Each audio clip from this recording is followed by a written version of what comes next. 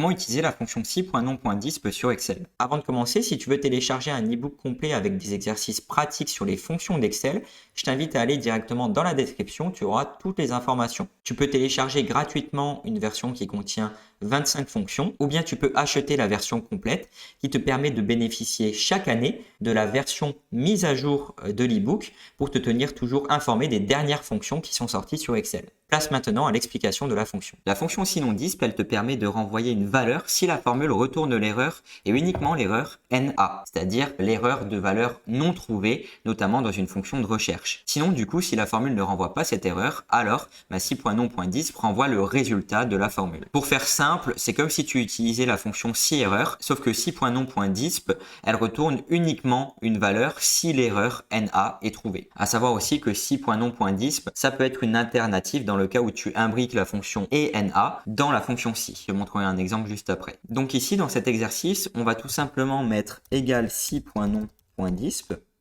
Hop, on ouvre la parenthèse. Et on va vérifier justement si ici, c'est une erreur NA. Donc je prends juste ma valeur ici. Ça peut être aussi un calcul ou une formule que tu mets à l'intérieur. Point virgule. Et valeur si NA, on va mettre entre guillemets, c'est une erreur. Hashtag NA. Je ferme le guillemet, je ferme la parenthèse, je fais entrer. Donc là, ça me renvoie quand même la valeur qu'il y a dans ma cellule A3.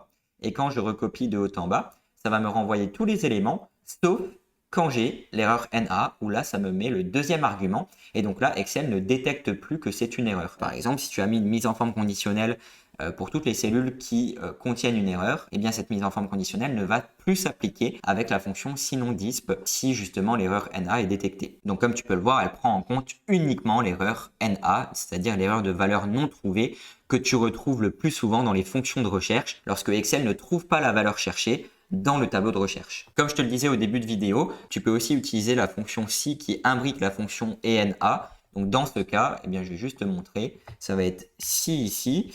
Et là, tu vas mettre tout simplement ENA. Donc, si la valeur ici, c'est une erreur NA, alors on va mettre, entre guillemets, c'est une erreur NA.